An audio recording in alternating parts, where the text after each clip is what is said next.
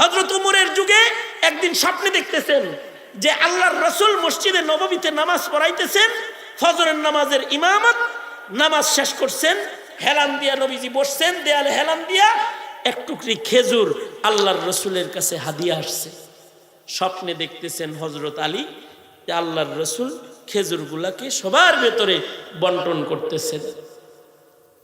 হযরত আলী বলেন, নবীজি যখন খেজুর বন্টন করতেছিলেন আমাকেও আল্লাহর রাসূল একটা খেজুর দিলেন, সিরিয়ালে আমি আছি, আমি খেজুরটা মুখে দিলাম, আর আমার খেজুর খাওয়াও শেষ, আর মসজিদে নববীর আজান শুরু হয়ে গেছে। আমার ঘুম ভেঙে গেছে। আশ্চর্য বিষয় হলো স্বপ্নে যে খেজুর দিছে আল্লাহর রাসূল, ঘুম থেকে হযরত আলী জায়গা দেখে মুখের ভেতরে খেজুরের দানাটা এখনো আছে। ওযু বানায়া হযরত আলী মসজিদে চলে গেছে, যায় দেখে হযরত উমর ইমামতি করে নামাজ পড়াইতেছে। হযরত আলী যায় দেখে প্রথম রাকাতে আল্লাহর রাসূল যেই সূরা পড়ছে হযরত উমর সেই সূরা পড়বার লাগছে। দ্বিতীয় রাকাতে আল্লাহর রাসূল যেই সূরা পড়েছে হযরত উমর সেই সূরা পড়বার লাগছে। নামাজের সালাম ফিরাইলে হযরত উমর যেই জায়গায় হেলান দিয়ে বসছে হযরত আলী তাকায় দেখে স্বপ্নের ভিতরে এই জায়গায় হেলান দেওয়া রাসূলকে বসতে দেখেছে। একটু পরে এক টুকরি খেজুর হাদিয়া এসেছে। হযরত উমর সকলকে লাইন করেছে, কাতার করাইছে, একটা একটা করে খেজুর সকলকে হযরত উমর নিজের হাতে বন্টন করতেছে। হযরত আলী বলেন, আমিও লাইনে দাঁড়াইছি, আমার বাড়ি এসে গেছে, হাত পাচ্ছি, আমাকে হযরত উমর একটি খেজুর দিয়েছে। খেজুরটা পাওয়ার সাথে সাথে নবীর হাতের খেজুর যেমন মুখে দিয়েছে এইটারে মুখে দিয়ে আবার হাত পেতেছি। হযরত উমর আমি আলীর দিকে মুস্কি মুস্কি হাসে আর কয়, আলী রাতের বেলার বন্টনে আল্লাহর নবী একটাই দিছে, দুইটা দেয় নাই, নবীর বন্টন ভাঙ্গা দুইটা উমর তোমাকে দিবে না। আলাইহিস সালাতু ওয়াস সালাম। আল্লাহুম্মা সাল্লি আলা মুহাম্মাদিন ওয়া আলা আলি মুহাম্মাদ কামা সাল্লাইতা আলা ইব্রাহিম ওয়া আলা আলি ইব্রাহিম ইন্নাকা হামিদুম মাজিদ। আল্লাহুম্মা বারিক আলা মুহাম্মাদিন ওয়া আলা আলি মুহাম্মাদ কামা বারাকতা আলা ইব্রাহিম ওয়া আলা আলি ইব্রাহিম ইন্নাকা হামিদুম মাজিদ। بلغ العلا بكماله كشف الدجى بجماله حسنت جميع خصاله صلوا عليه وآله। পালেরচর মাহমুদিয়া কওমি মাদ্রাসার আয়োজনে আয়োজিত মহতি মাহফিলের মোহতারাম সাদার, উপস্থিত হযরত বুজুর্গ উলামায়ে কেরাম, সম্মুখপানে সমবেত দিন প্রিয়, ইসলাম প্রিয়, দিনদার ইমানদার মুমিন মুসলমান ভাইয়েরা, বুড়া বাবারা, যুবক ভাইয়েরা, পর্দার আড়ালের মা বোনেরা, বিশ্বজগতের মালিক, বিশ্ব প্রতিপালকের বিশ্ব দরবারে কালিমাতুশ শকর যে মহান রব্বুল আলামিন দয়া করে মায়া করে ভালোবেসে রহমতি বরকতি জান্নাতের টুকরা বাগানে উম্মতের আলেমদের মজলিসে আল্লাহ তাআলা মধ্যরাত পর্যন্ত দ্বীনি নসিহতের জলসায় সময় কাটানোর তৌফিক যে মহান রব্বুল আলামিন দান করেছেন তার দরবারে শুকরগুজার হই, কালিমাতুশ শকর পড়ি, শুকরিয়া আদায় করি। জবান ছেড়ে ভক্তি ভরে সমস্বরে আওয়াজ করে উচ্চ কণ্ঠে উচ্চ আওয়াজে একযোগে একসাথে সকলে বলুন আলহামদুলিল্লাহ। আমি আপনাদের সামনে এত সময় পর্যন্ত তো আপনারা অনেক কিমতি বয়ান আপনারা শুনেছেন। দেশের অস্বাভাবিক কিছু অবস্থা, যে কারণে এক জায়গায় আর এক জায়গায় যাইতে দিনের বেলায় গাড়ি বের করতে সমস্যা। সব কিছু মিলে আমি আস্তে আস্তে আপনারা এমন একজন যোগ্য আলেমের মুখের জবানে আপনারা কিছু কথা শুনেছেন। তিনি দারুল উলুম দেওবন্দে, ওনার জমানায় উনি 1 নাম্বার। দেওবন্দ মাদ্রাসায় উনি যে বছর লেখাপড়া করেছেন সে বছর উনি 1 নাম্বার হয়েছে, এবং বেফাকুল মাদারিসে 1 নাম্বার। এইরকম একজন যোগ্য শেখুল হাদিস, যোগ্য মুহাদ্দিসের জবান থেকে আপনারা কথা শুনেছেন। আমাদের জালাল ভাইয়ের কথাটা না বললে আর হয় না, উনিও কিন্তু ওনার জমানায় উনি 1 নাম্বার, দাওরায়ে হাদিসে উনি 1 নাম্বার। তো এই কারণে এই যোগ্য যোগ্য আলেমদের সাথে আপনারা ছিলেন, যোগ্য যোগ্য ওলামাদের কথা শুনেছেন। আলেমদের সাথে থাকাটার একটা ফজিলত আছে, সেটা হলো ময়দানে মাহশারে তাদের সাথে হাসর হবে। সুবহানাল্লাহ বলেন, ভালো করে বলেন সুবহানাল্লাহ। হ্যাঁ, আলেমদের সাথে হাসর হইলে ভালো না? হ্যাঁ, আমি আপনাদের সামনে বিশেষ একটি উদ্দেশ্যে সূরা মারিয়ামের বিশেষ একটি আয়াত আপনাদের সামনে তিলাওয়াত করেছি। এই আয়াতটা এমন একটা আয়াত, আল্লাহর কালামে এমন কিছু আয়াত আছে, এদিকে খেয়াল করেন, আল্লাহর কালামে এমন কিছু আয়াত আছে যে আয়াতের কথাগুলো মানুষের অথবা অন্য কারোর, কিন্তু আল্লাহর কথাগুলো পছন্দ হয়েছে। কথাগুলো আল্লাহ তাআলা নিজে নিয়ে আবার আল্লাহর কথা বানায়া বান্দারে আল্লাহ দান করছে। সুবহানাল্লাহ। এমন কিছু কথা কোরআনে আছে, যেমন সূরা লুকমানে হযরত লুকমানের জবানের কিছু কথা যেগুলো উনি ওনার ছেলেকে বলেছেন, সেগুলো আল্লাহর পছন্দ হয়ে গেছে। কথাগুলো লুকমানের, কিন্তু যখন এটা কোরআনে কারিমে ঢুকেছে তখন কার কথা হয়ে গেছে? জোরে আওয়াজ করে বলেন, কার কথা হয়েছে? আল্লাহর কথা হয়ে গেছে।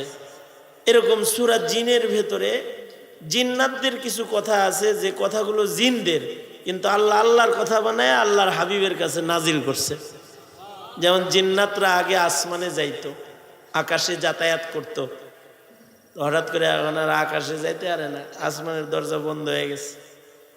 গোয়েন্দা জিন দ্বারা তারা তালাশ করা শুরু করলো যে দরজা বন্ধ হইলো কেরে।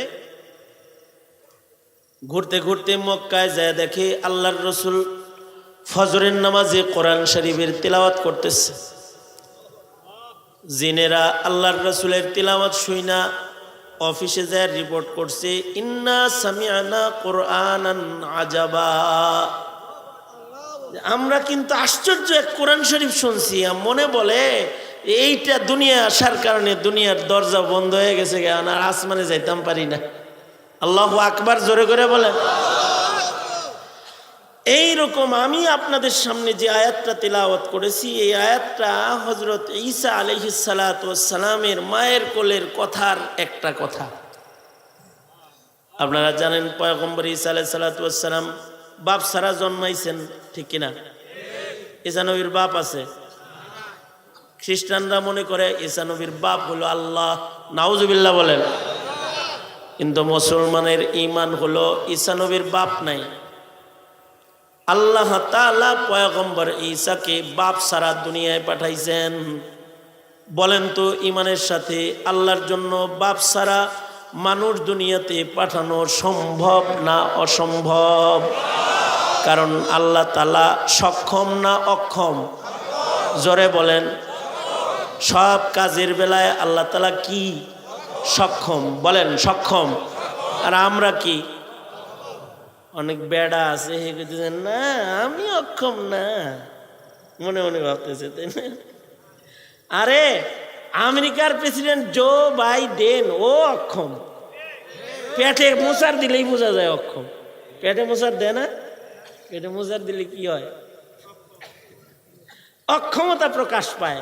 বাথরুমে দৌড়ায়, ইনটিন খুললে ঘরের ভিতরে তাড়াতাড়ি লুকায়, আড়াল জায়গায় যায়, অক্ষম। পেশাবে যদি চাপ দেয় তাহলে বোঝা যায় অক্ষম। অক্ষম বোঝা যায় না?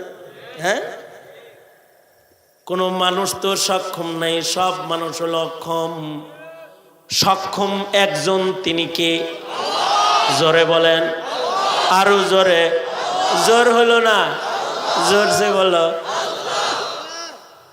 আল্লাহর নাম জোরে কইতে সমস্যা কি? সক্ষম একজন, তিনি হলেন আল্লাহ। তার জন্য অক্ষমতা বলতে কিছু নাই।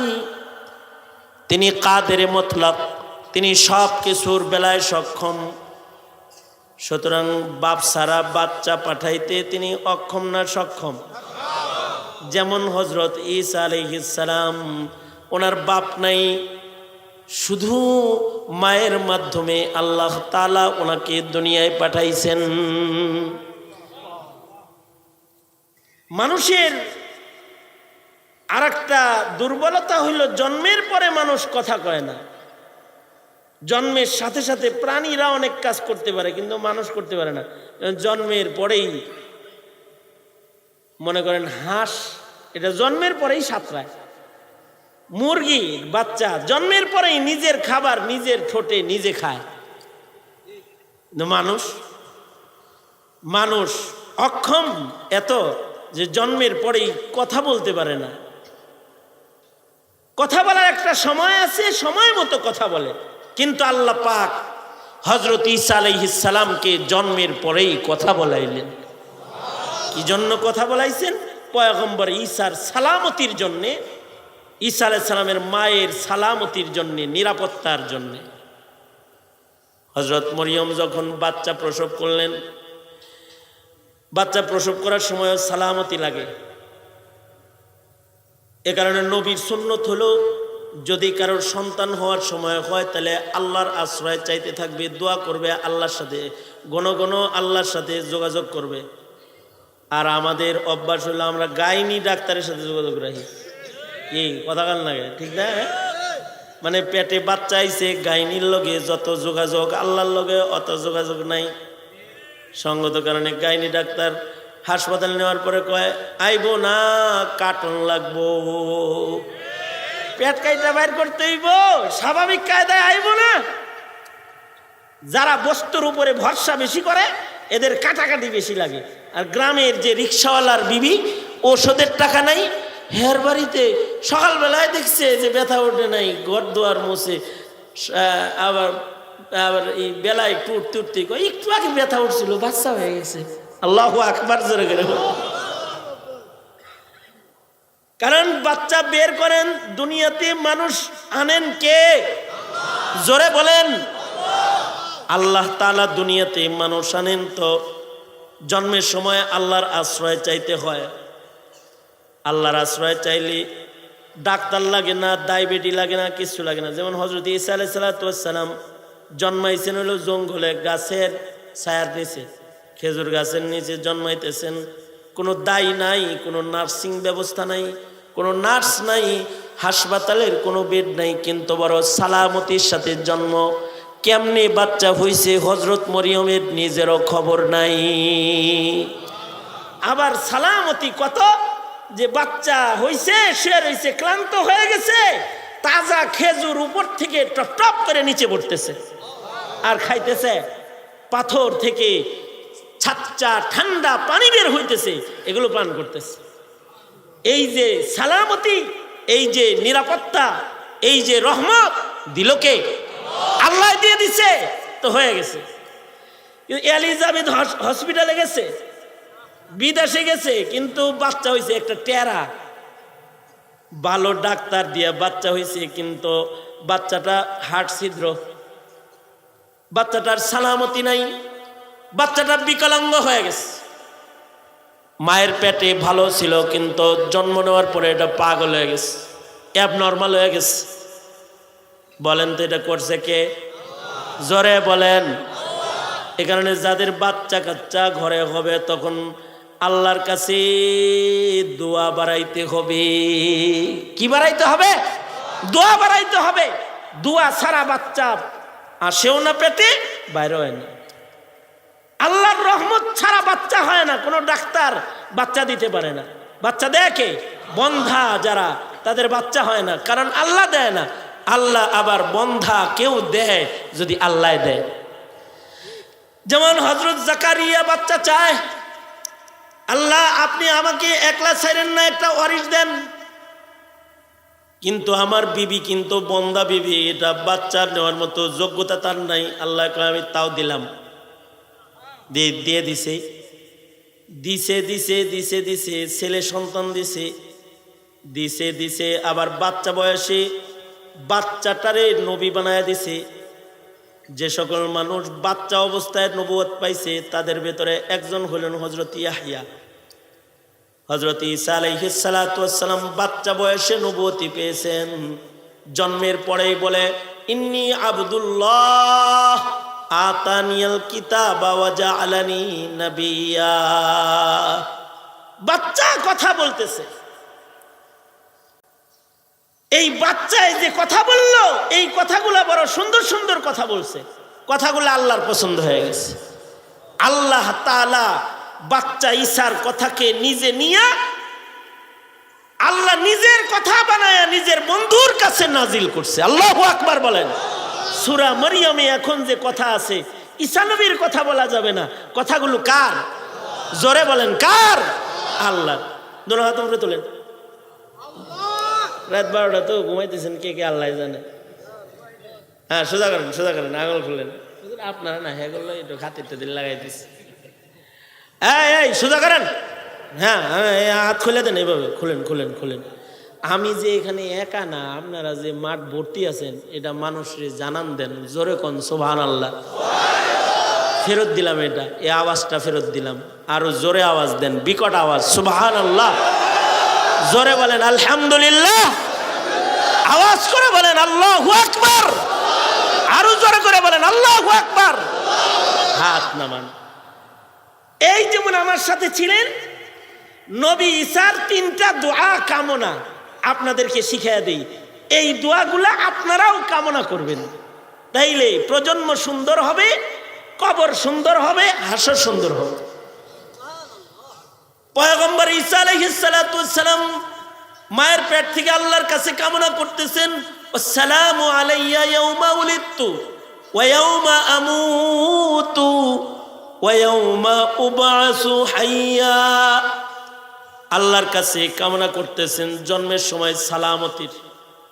তাই আল্লাহ অস্বাভাবিক কায়দায় তো আইছি, বাপ ছাড়া আইছি, এখন যেন কোনো আবার ভেজাল টেজাল না লাগে এমনভাবে আল্লাহ তাআলা সবাইরে কাবু বানায় দিচ্ছেন যে সব পয়গম্বরের ছাত্র হয়ে গেছে, কাবু হয়ে গেছে, কেউ আর কথা বলার সাহস নাই।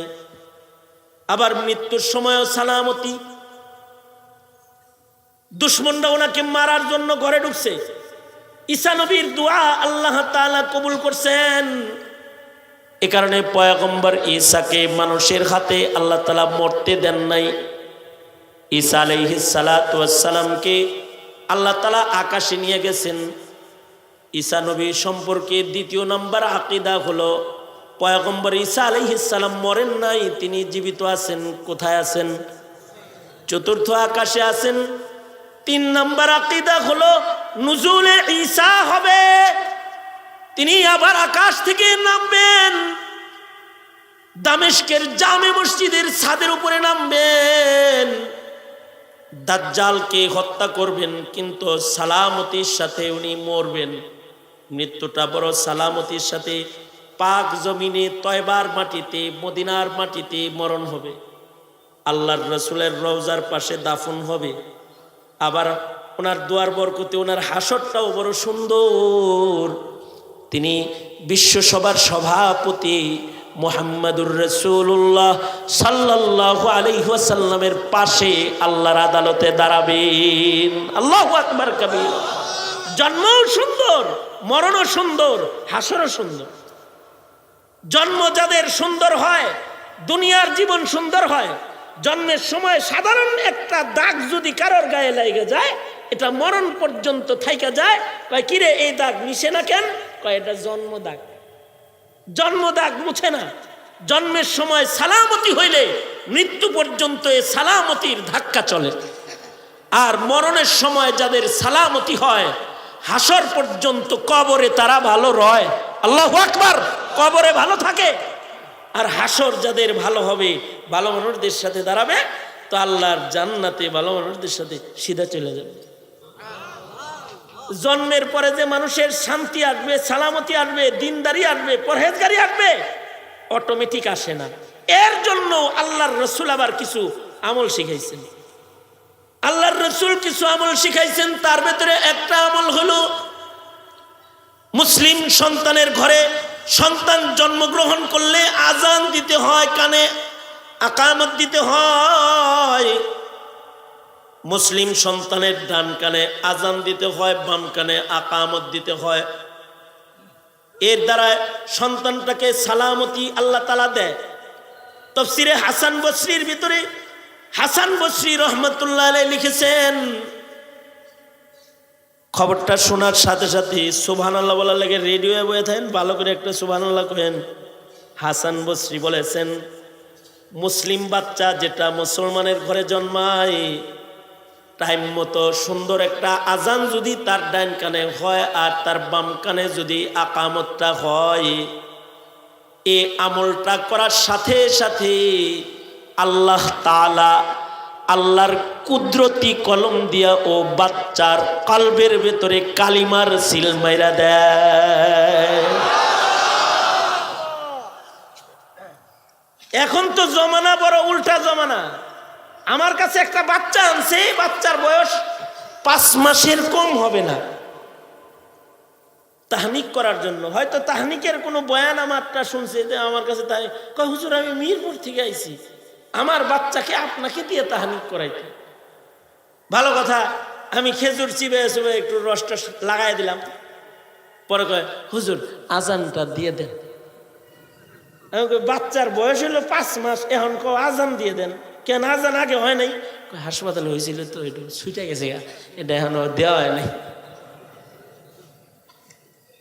এই কেস, এটা খালি ওই কেস না, বহু সন্তানের কানে সুস্থ আজান হয় না, সুষ্ঠু সময়ে আজান হয় না। কারণ এখনকার মুসলমানরা আজান দেওয়া জানেই না, মুয়াজ্জিন ছাড়া আর কেউ আজানই দেওয়া জানে না। অথচ মুসলমানদের নারীরাও আজান শিখবে, নারীরাও একামত দেওয়া শিখবে, আকামত শিখবে। কেন শিখবে? মুয়াজ্জিনের চাকরি নেওয়ার লেগে। এই পৃথিবীতে আপনারা কোনো মহিলাকে মুয়াজ্জিনি করতে দেখছেন? কিন্তু একটা নারীর উপরেও আজান শিখা, আকামত শিখা ওয়াজিব। কেন?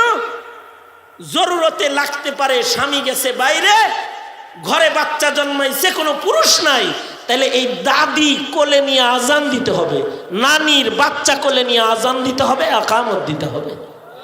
এটা প্রথম আমল, কারণ এটার মাধ্যমে কলবের ভেতরে কালিমার সিল পড়বে।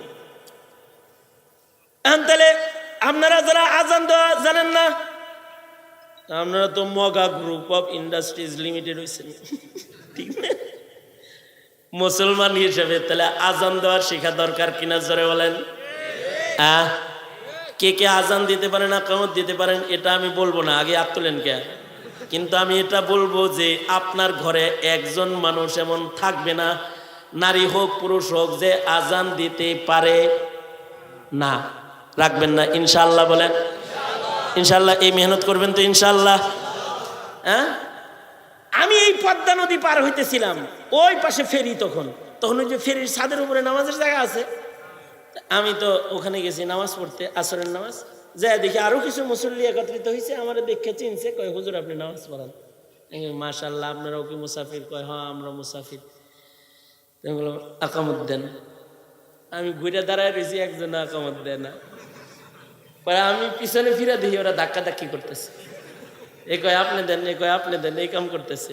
আমি বললাম যে কি ব্যাপার, আপনারা কেউ আজান এই একামত দেন না? কিছু না, দেন। এর ভিতরে একটা আছে, ও কয় হুজুর আপনিই দেন। আমি বললাম যে আমি দিব কেন? কয় হুজুর সৌদি আরবে ইমাম সাহেব দেয়। আমি কই তুমি কি সৌদি থাকো? কয় জি হুজুর। তা আমি বললাম যে তুমি যেহেতু সৌদি আরব থাকো, তোমার তো আরবি ভাষা সম্পর্কে কিছু নলেজ আছে, তুমি দাও। কয় না হুজুর, আমি সৌদি আরবেরটা পারি, বাংলাদেশের না আমার প্যাসপোস লেগে যায়। এই হইল আমাদের আজান একামতের দশা।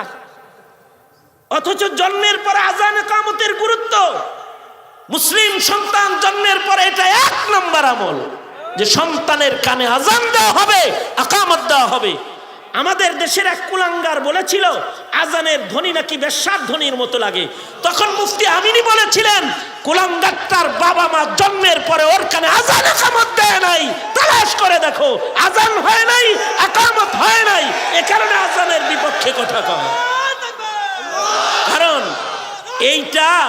এইটা যদি না লেখা হয়, না বলা হয়, তাহলে কলবে লেখা হয় না। এ কারণে যারা জিকির করে না, এদের কলবে কালেমা ওঠে না। এ কারণে আল্লাহর দরদ বাড়ে না। জিকিরের ধ্বনি কানে বেশি যায়, জিহ্বায় বেশি হয়, কলবের ভেতরে আল্লাহ বৈশা যায়। আল্লাহু আকবার জোরে করে বলেন। এই আল্লাহু আকবারটা জোরে করে বলেন। মার কাটা যত জোরে বলেন, আল্লাহটা অত জোরে বলতে পারেন না, জোরে বলেন আল্লাহু আকবার, জোরে করে বলেন। ইলেকশন ইজ কামিং, ইলেকশন আইতাছে। এই কয়দিন পরেই নৌকা, ধানের শীষ, লাঙ্গল কইতে কইতে মুখে ফেনা উঠাইবেন। সুতরাং আজান দেওয়া শিখবেন ইনশাআল্লাহ, বলেন। এই যুবকেরা, আজান দেওয়া শিখবি তো? দেখিস, খবর আছে কিন্তু। পারি, পরীক্ষা নেব কিন্তু বেশি করলে না। আপনারা পারবেন, কারণ আপনারা আলেমের দেশে থাকেন, জালাল ভাইয়ের দেশের লোক। আমাগর বাড়ির এলাকার কথা কইতেছি, খুব ভেজাল পজিশনে আছি। আজানের খুব বেশি দিতে পারে না। ওই এক এলাকায় হলে মুয়াজ্জিন সব ছুটি যাইতে পারে না। কি লেগে আজান দেওয়ার কেউ নাই। গল্প আর কি শুনছি, গল্প, তবে বাস্তবতার সাথে মিল আছে। মুয়াজ্জিন সব ছুটি পায় না, তো এক লোক কোন রকমে চিল্লা টিল্লা লাগায় আসছে, বুড়া মানুষ, উনি কিছুটা আজান শিখছে, বুড়া বয়সেই শিখছে। কিন্তু বুড়া বয়সে তো আর গলার আওয়াজ বুড়া বয়সে গলার আওয়াজ কি ভালো থাকে? তখন তো মানে কাঁপতে থাকে। যাই হোক, সে তো আজান শিখছে, চিল্লা লাগায় আইছে, চিল্লার বরকতে কিছু আজানের শব্দগুলো মুখস্থ করছে। কিন্তু এটা যখন মাইকে কইতে গেছে, তখন তো মানে উল্টা পাল্টা হয়ে গেছে সব। যাই হোক, আজান দিছে, মুয়াজ্জিন সব ছুটিতে গেছে, মনে মনে ভাবছে ফাইন, মনে হয় আজান দিছি। বাড়িতে গেছে, পাশেই বাড়ি, বাড়িতে যে বুড়ি রে কইতেছে, আজানটা কেমন হইল? আমি দিছি। কই আজান হইল? কই একটু আগে শোনো নাই? কে যেন কান্নাকাটি করলো। আরে না, কান্নাকাটি না, আমি আজান দিছি। বুড়া বয়সে শিখতে গেলে হবে না, জোয়ান বয়সে শিখবা, তাইলে শুদ্ধ উচ্চারণ বের হবে। এ কারণে প্রয়োজনে তবলিগে যাও, আল্লাহওয়ালাদের সোহবতে সময় কাটাও, আজান শিখো। নারীদেরকেও আজান শিখাবেন, কারণ নারীরা মুয়াজ্জিনের চাকরি না করলেও বাচ্চা হইলে যেন আগে আজানের শব্দ কানে দিয়ে দিতে পারে, ঠিক কিনা? এটা দরকার। আল্লাহর রাসূল বলেন, দামি দামি কিছু কথা আমাদের বুজুর্গদের জবান নকল করতেছি আমি। আজান শিখাও, কলবে কালিমার সিল লাগাও, বাচ্চা জন্মাইলে সাথে সাথে আজান দিয়ে দাও। 2 নাম্বার হক হলো বাচ্চাটার সুন্দর একটা নাম রাখো, ভালো মানুষ দিয়ে নাম রাখো, তারে তাহনিক করাও, মুখের ভিতরে ভালো মানুষ দিয়ে কিছু ছোঁয়া দাও। আগের জমানায় বাচ্চা জন্মাইলে ভালো মানুষের মুখের লালা তার মুখে লাগায় দেওয়া হতো। আল্লাহর রাসূলের যুগে বাচ্চা হইলে নবীজির কাছে নিয়ে গেলে নবী লালা লাগায় দিত। আবু বকরের যুগে বাচ্চা হইলে আবু বকর নিজের মুখের লালা লাগায় দিত। হযরত উমরের যুগে হযরত উমর তাহনিক করে দিত। সবচেয়ে ভালো মানুষের মুখের লালা দিয়ে তাহনিক করত। যেমন হযরত হাসান বসরির জন্ম হইছে, আর ওনার বাবা হযরত উমরের কাছে নিয়ে গেছে, যে কয়, আমিরুল মুমিনিন, আমার বাচ্চার মুখে আপনি তাহনিক করে দেন। বাচ্চা হইছে, তাহনিক করে দিছে। এবার হাসান বসরির বাবা বলে, আমিরুল মুমিনিন, বাচ্চার নামটা আপনি রেখে দেন।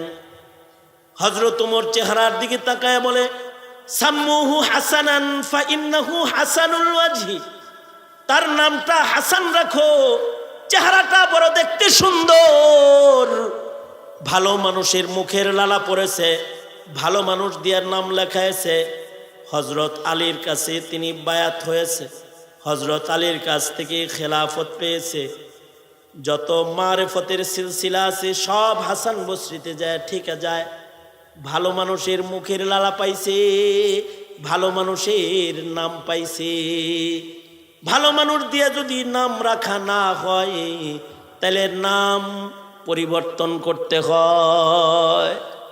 ফুটানি করলে নাম পাল্টাইতে হয়, কারণ অর্থের মিল পাওয়া যায় না। তো আজব জমানায় বসবাস করি। আগের যুগে বাচ্চা হইলে হুজুর দিয়ে নাম রাখাইতো। জালাল সাহেব নাম রেখে দেন, কাসিমি সাহেব হুজুর নাম রেখে দেন, আমাকে কইতো নাম রেখে দেন। এখন আসছে আল্লামা গুগল দামাত বারকাতুহু। এইটা আসার পরে অশিক্ষিত মূর্খরাও তারা গুগলে ঢুইকার নাম কতটি খুঁজা একটা নাম সেট করে ফেলায়। ভালো মানুষ দিয়ে নাম রাখায় না, অথচ নাম রাখার কাম আল্লাহ এত গুরুত্ব দিছেন যে আল্লাহ নাম রাখার দায়িত্ব নিজে রাখছেন, মানুষের কাছেও দেন নাই। এত গুরুত্ব দিছেন।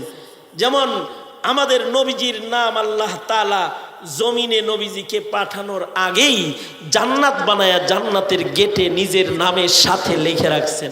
আল্লাহু আকবার, জোরে করে বলেন। হযরত জাকারিয়ারে ছেলে দিলেন, নামটা উনি রাখলেন, আল্লাহ তাআলা নিজে রাখলেন। নবী জাকারিয়াকেও নাম রাখতে দিলেন না, বললেন ইন্নী নুবাশশিরুকা বিগুলাম ইসমুহু ইয়াহইয়া, আমি নাম রাখা দিলাম ইয়াহইয়া, আল্লাহ নাম রেখে দিল ইয়াহইয়া। আমি এক এলাকায় মাহফিলে গেছি, ছেলের নাম রাখছে, দোয়া নেওয়ার জন্য আসছে। নাম কি জিজ্ঞেসি, কয় হামান। সত্য, হামান নাম রাখছে, হামান। আমি বললাম হামান কেমনে হইলো? কয় কোরআন শরীফ থেকে রাখছি হুজুর। কে পছন্দ করলো? কয় ওর দাদি পছন্দ করছে নাম। দাদি কেমনে পছন্দ করলো? কয় বাংলা পড়া জানে তো ওর দাদি, কিছু দেখছে এটা উজিরের নাম, কোরআনে আছে হামান। উজিরে নাম কোরআনে আছে, হামান দেখছে। কার উজির এটা? একটু কার উজির যে এটা? এটা চিন্তা করার মতো ব্রেন তো ওই দাদির নাই।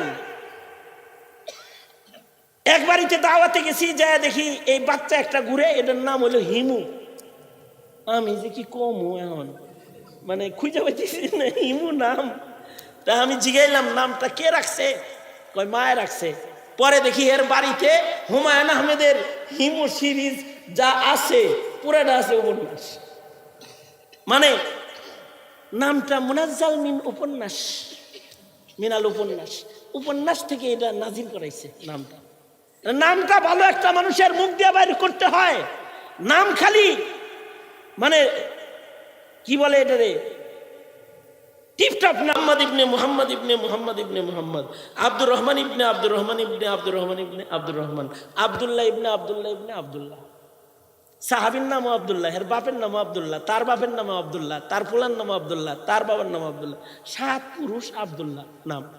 কারণ ওই আহাব্বুল আসমাই ইলাল্লাহি আব্দুল্লাহ। বাপের নামও আব্দুর রহমান, ছেলের নামও আব্দুর রহমান। ঘরে যদি ডাক দেয় ইয়া আব্দুর রহমান, আব্দুর রহমান কয় রে, ডাক যদি দেয় বাপেও কয় লাব্বাইক, ছেলেও কয় লাব্বাইক। বলুক না, তারপরেও তো ভালো নাম। এখন তো বহির্বিশ্বে বুখারা সমরকান্দ যদি ঘুরতে কেউ যায় তাহলে ওখানে যে এমন গুরুস্থান পাবে যে গুরুস্থানে মুহাম্মদ নাম ছাড়া দাফন করতে দেয় না। যেন তেন নাম রাখলে পরে ওই গুরুস্থানে দাফন হইতে পারবে না। গুরুস্থানের উপরে সাইনবোর্ড দেওয়া আছে, এই গুরুস্থানে তারা মাইয়িত হবে যাদের নাম মুহাম্মদ, মাকবারা মুহাম্মাদিন, মুহাম্মদদের গুরুস্থান এটা। উম্মতে মুহাম্মদীর যার নাম হবে মুহাম্মদ, সে এই গুরুস্থানে শুবে। সব মুহাম্মদ একসাথে আল্লাহর আদালতে দাঁড়াবে। আরো আজব শর্ত হইল, শুধু মুহাম্মদ নাম থাকলেই হবে না, 1 লক্ষ হাদিস সনদ সহ মুখস্থ থাকা লাগবে। আল্লাহু আকবার আগামীকালকে বললেন, কারণ আমাদের সবার তো লাখখানিক মুখস্থ আছেই, না কি বলেন? হ্যাঁ, 1 লাখ হাদিস সনদ সহ মুখস্থ থাকতে হবে। আর নাম কি হইতে হবে? 2টা শর্ত, নাম মুহাম্মদ হইতে হবে। এই 2 শর্ত পূরণ কইরা 1700 মুহাদ্দিস মাইয়িত ওখানে ঘুমায় রইছে, যাদের সবার 1 লাখ করে হাদিস মুখস্থ আছে এবং সকলের নাম মুহাম্মদ। সুবহানাল্লাহি ওয়া বিহামদিহি, সবার নাম মুহাম্মদ। আশ্চর্য বিষয় হলো সাহেবে হেদায়া, হেদায়া যিনি লিখেছেন, হেদায়ার মুসান্নিফ যিনি, তিনি ওই গ্রামের বাসিন্দা, কিন্তু উজবেকিস্তানের ওই গুরুস্থানে উনি জায়গা পান নাই। কেন জায়গা পান নাই? ওনার কিন্তু 1 লাখ হাদিস ঠিকই মুখস্থ আছে, সাহেবে হেদায়ার নামটা মোহাম্মদ না। এর লেগে ওনার মতো বড় বিরল ব্যক্তিত্ব, যে হেদায়ার ফিক না পড়লে ফকি হওয়া যায় না, এই বিরল ব্যক্তিত্বকে এই গুরুস্থানে রিসিভ করে নাই। ওয়াকিফ এমন শর্ত লাগায় রেখে চলে গেছে। আর আমাদের নাম রাখে হলো নাক বল্টু।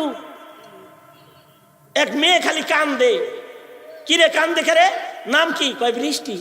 বৃষ্টি নাম হইলে কানবো না, কি করবো, হাসবো নাকি? এ খালি ফোটা ফোটা পরে। আমি আমার এক উস্তাদের কাছে শুনছি, এক মেয়ের 4 তালাক হয়েছে, 4র্থ জামাইয়ের কাছেও যায় থাকতে পারে না। পরে শেষে আমার উস্তাদ বলছে, বুড়া বয়সে ওর নাম চেঞ্জ করো। কি লেগে? নাম হইলো বিজলি। বিজলির মতো খালি চমকায়, তো জামাইয়ের লোকে ঘর সংসার বলে না, নাম পাল্টাইছে। পরে পরে বিয়া হয়েছে, আল্লাহ জানে হেডা টিকছে কি টিকছে না। এই কারণে তোমাদের যাদের বাচ্চা কাচ্চা হবে, নামটা ভালো মানুষ দিয়ে রাখাইবা, ইনশাআল্লাহ বলো। কারণ হলো এখন বুনিয়াদ ঠিক হয় না বিদায় নাস্তিকের সংখ্যা বেশি। সারা দেশে আগে নাস্তিক ছিল একটা, এখন পাড়ায় পাড়ায় নাস্তিক, পাড়ায় পাড়ায় নাস্তিক জন্মাইছে এখন। কারণ কি? কারণ হলো জন্মের পরে সালামতি পাইতেছে না, নিরাপত্তা পাইতেছে না। আল্লাহর রাসূল আরো বলেছেন, তোমাদের মুসলিম ঘরে বাচ্চা হইলে এই বাচ্চার নামে আকিকা করে ফেলাও 7 দিনের মাথায়। কারণ যে বাচ্চার আকিকা করা হয়, ওই বাচ্চাটা যদি হাদিস শরীফে আসে, নাবালেক অবস্থায় যদি ওই বাচ্চাটা মারা যায়, এই বাচ্চাটা এই বাবা মাকে জান্নাতে নেওয়ার জন্য আল্লাহর আদালতে দাঁড়ায় যাবে, আর ঝগড়া বিবাদ শুরু করে দিবে বাবা মাকে আগে জান্নাতে নেওয়ার জন্য। কারণ তার মা বাবা তার জানের বদলায় জান, এটাকে আল্লাহর নবীর সুন্নাহ মাফিক আকিকা করেছে। আল্লাহু আকবার কাবীরা, আকিকার সুন্নাত। এখন হয়তো কারোর আকিকা দেওয়ার টাকা নাই। কে কইছে টাকা নাই? মিয়া মোবাইল টিপা টিভির টাকা জাগর আগে আছে, তাগর আকিকার টাকা থাকে না কেন? ফেসবুক চালানোর টাকা আছে, স্ক্রিন টাচ মোবাইল কেনার টাকা আছে, সন্তানের আকিকার টাকা নাই? কেন থাকবে না? মুসলমানের ঘরে সন্তান হলে আকিকা করবে, আকিকার গোশত এলাকায় বিতরণ করবে, এর মাধ্যমে সন্তানটা নিরাপদ হয়ে যাবে। জন্ম নিরাপদ হইলে হায়াত নিরাপদ হয়ে যাবে। এরপরে নিরাপত্তা হলো মৃত্যুর নিরাপত্তা। মরণ যদি কারোর ভালো হয়, ভালো মরণওয়ালারা আল্লাহর জান্নাতে কবরে জায়গা পায়। যাদের মরণ খারাপ হয় তাদের বরজক খারাপ হয়ে যায়। এ কারণে আল্লাহর রাসূল দোয়া করতেন, আল্লাহুম্মা আহিনি মিসকিনা ওয়া আমিতনি মিসকিনা ওয়াহশুরনি ফি জুমরাতিল মাসাকিন। আল্লাহুম্মা আহিনি মুসলিমা ওয়া আমিতনি মুসলিমা। ওগো আল্লাহ, আপনি আমাকে মুসলিম হিসেবে বাঁচায় রাখেন। ওগো আল্লাহ, আপনি আমাকে মুসলিম হিসেবে মৃত্যু দান করেন। আমার মৃত্যু যেন নাস্তিকের দলে না হয়, আমার মৃত্যু যেন ফাসেকের দলে না হয়, আমার মৃত্যু যেন বদ্দিন হালতে না হয়, আমার মৃত্যু যেন সাচ্চা পাক্কা মুসলিম হিসেবে হয়। যাদের মরণ মুসলিম হিসেবে হয়, আল্লাহর রহমতের ফিরিস্তারা মরণের সময় কাছে আইসা যায়। ফিরিস্তারা এসে তাকে ঘিরা ধরে আর আল্লাহর জান্নাত দেখায়, আর বলতে থাকে, আল্লাহ তাআলা তোমার জন্য জান্নাত রেডি করে রেখেছে। তুমি যাইতে দেরি হবে, আল্লাহর মেহমানদারি পাইতে তোমার দেরি হবে না। ফিরিস্তারা তাকে আল্লাহর জান্নাত দেখায় ডাক দিতে থাকে আল্লাহর পক্ষ থেকে, ইয়া আইয়াতুহান নাফসুল মুতমাইন্নাহ ইরজিই ইলা রাব্বিকি রাদিয়াতাম মারজিয়াহ ফাদখুলি ফি ইবাদি ওয়াদখুলি জান্নাতি।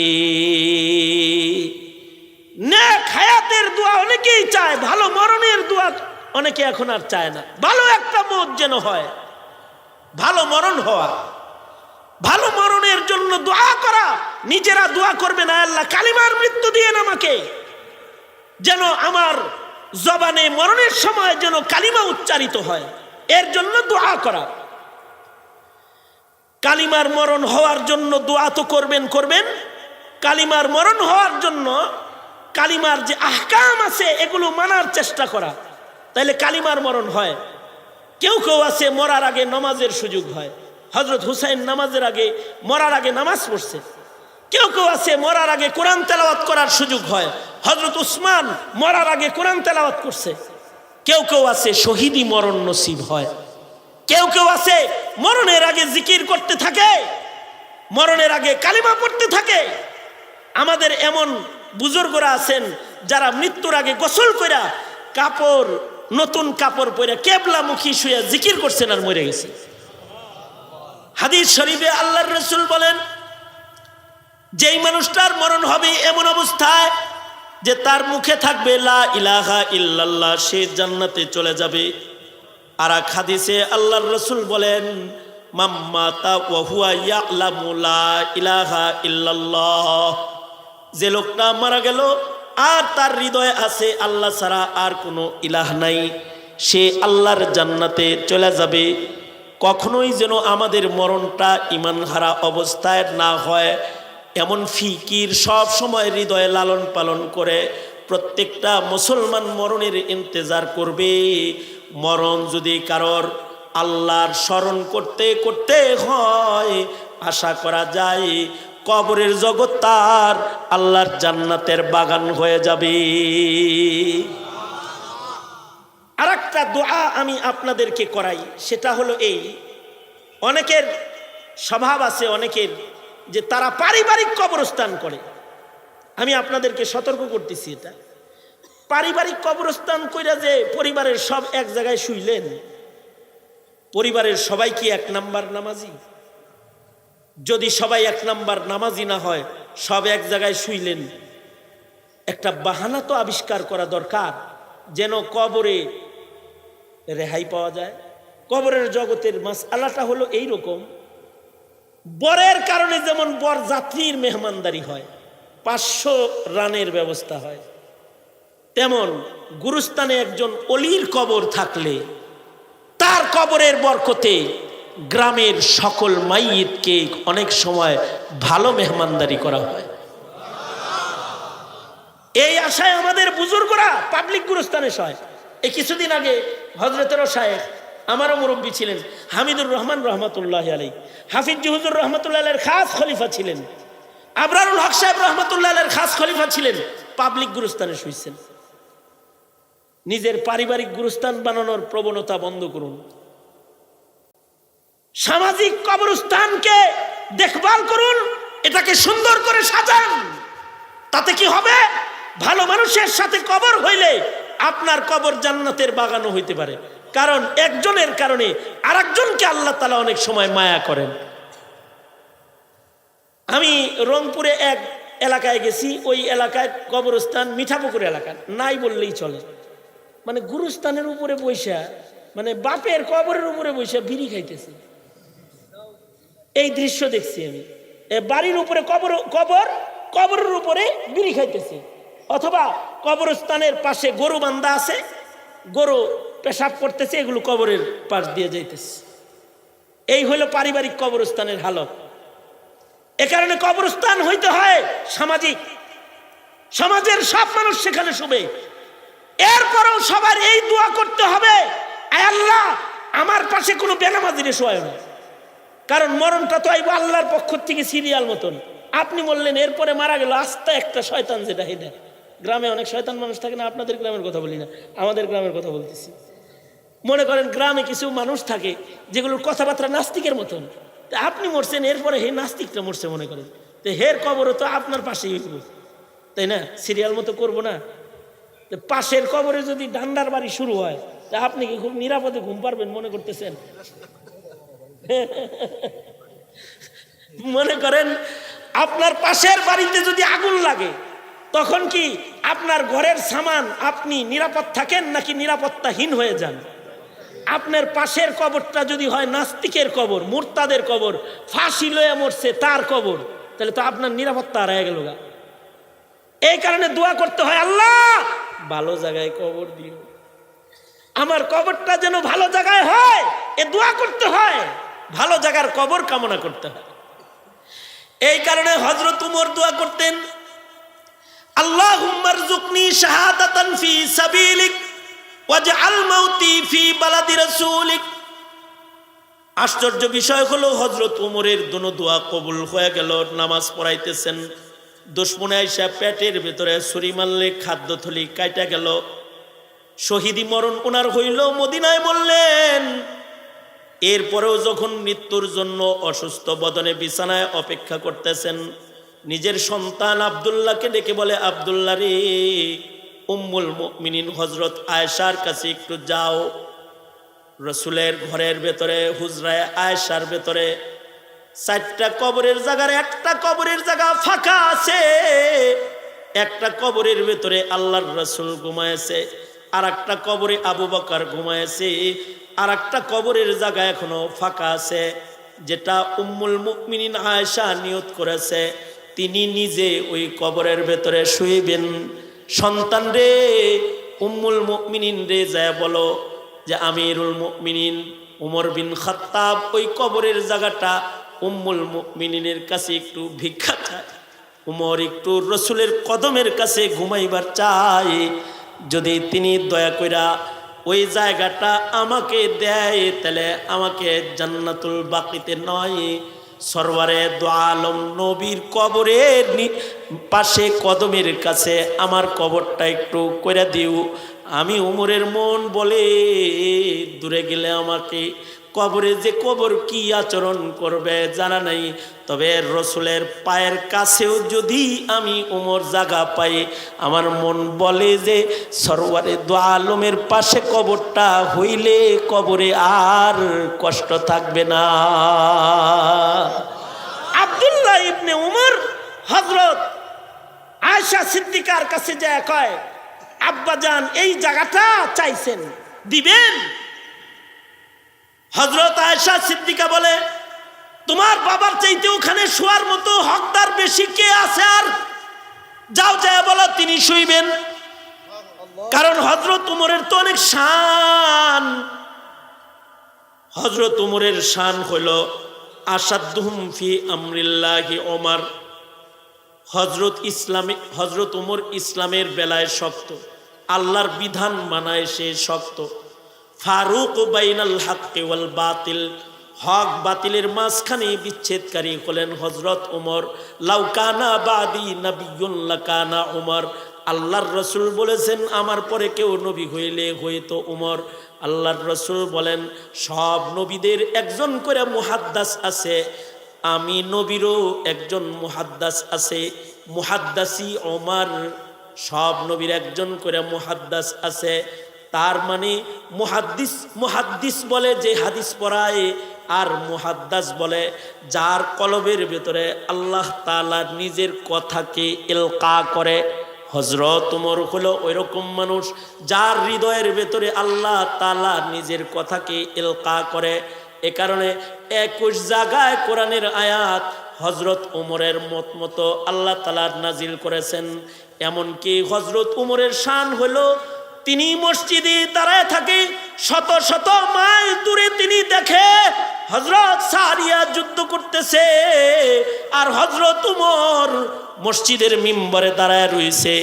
এখানে বসে বসে দাঁড়িয়ে দাঁড়িয়ে হযরত সারিয়াকে দেখতেছে, আর যুদ্ধে হযরত সারিয়াকে বিজয় অর্জনের দিক নির্দেশনা দিয়ে ডেকে ডেকে বলছে, ইয়া সারিয়া আল জাবাল আল জাবাল, পাহাড়ের পেছন থেকে শত্রু আক্রমণ করবে, সোচ্চার হয়ে যাও।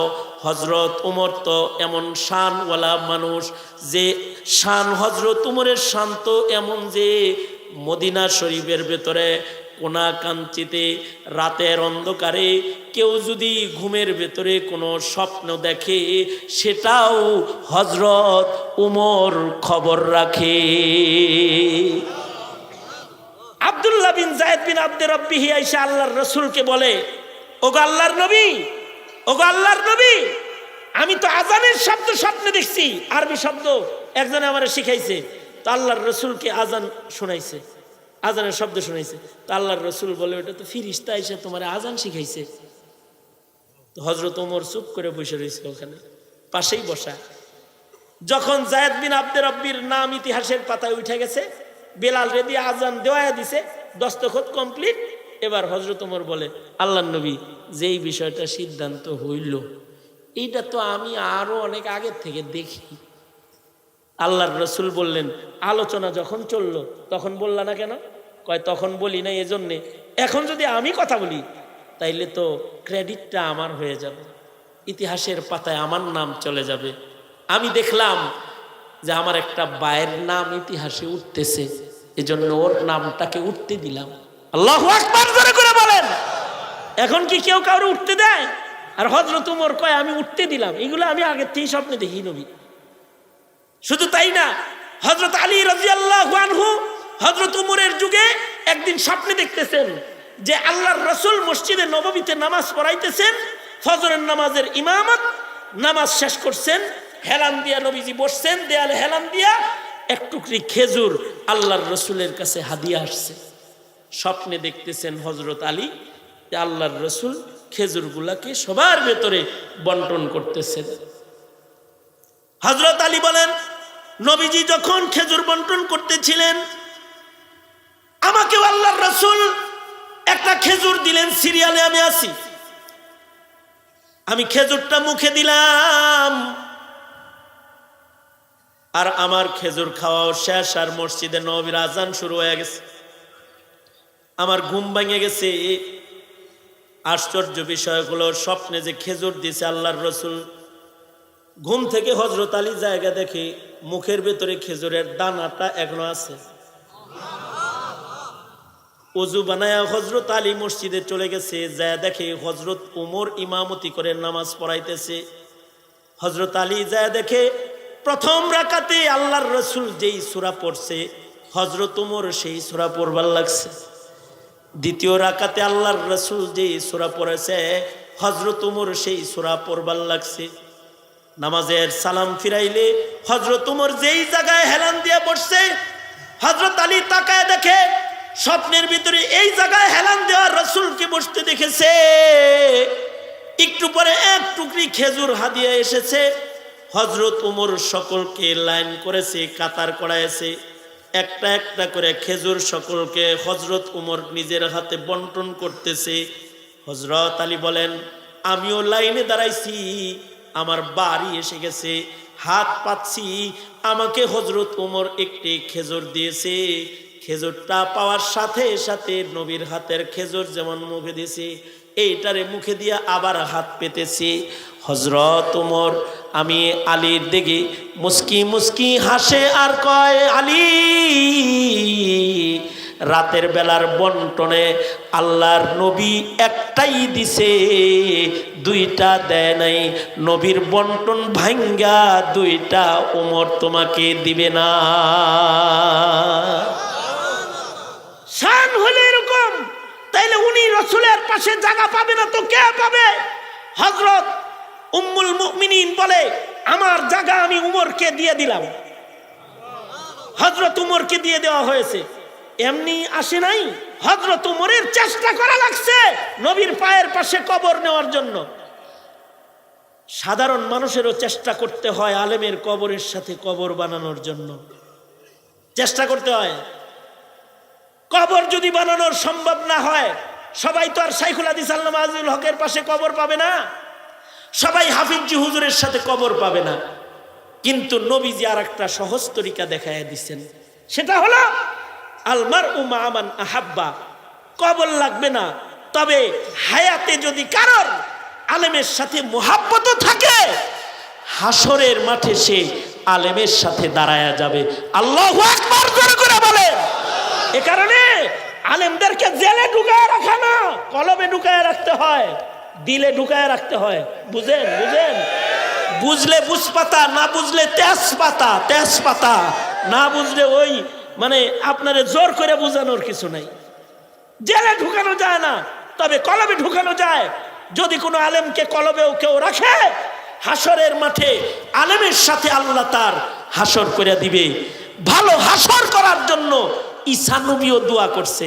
আর আপনি অত বড় মুমিন না যে দোয়া ছাড়া ভালো হাসর হইব আপনার। সুতরাং আমি আমার এই শেষ আলোচনায় আপনাদেরকে প্রজন্মের জন্ম ভালো করার কিছু সবক দিয়েছি, মরণ ভালো করার দোয়া করার কথা বলেছি, হাসর ভালো করার মেহনত করার কথা বলেছি। মেহনত গুলো করতে রাজি আছেন তো ইনশাআল্লাহ? সোজা করে না। ভালো মানুষে মোহাব্বত করলো ভালো মানুষের লোকে কি হয়? জোরে বলেন। এই যে মাদ্রাসা, এইখানে তো সব চোর বাটপার গঠন হয়, তাই না? হাত নামান, হাত নামান। এখানে তো কিছু ভালো মানুষই গঠন হয়। তাহলে এই মাদ্রাসার সাথে কি মত পর্যন্ত মোহাব্বতের সম্পর্ক রাখতে রাজি আছেন তো ইনশাআল্লাহ? মাদ্রাসার প্রয়োজনে, মাদ্রাসার হাজতে সব সময় এই মাদ্রাসার সাথে থাকবেন। আমি 5 মিনিট একটু মাদ্রাসার জন্য কাজ করতে চাই, আপনাদেরকে ভালো মানুষের সাথে যুক্ত করার নিয়তে। হাতটা তুলছিলেন না? আরেকবার একটু হাতটা তুলেন, মুট করেন এরকম। সারেন তো দেখি, আবার ধরেন, আবার সারেন। এই খুলে দেন তো এরকম, নাড়া সারা দেন দেখি এরকম। কি সুন্দর দেখা যায় গো। মুট করেন, মুট করেন, মুট করেন। জোরে চিল্লা এখন বিসমিল্লাহ। হয় নাই, হয় নাই, আরো জোরে আওয়াজ করে জোরে বলেন বিসমিল্লাহ। সিধা পকেট হাত দেন, পকেট পকেট পকেট হাত দেন।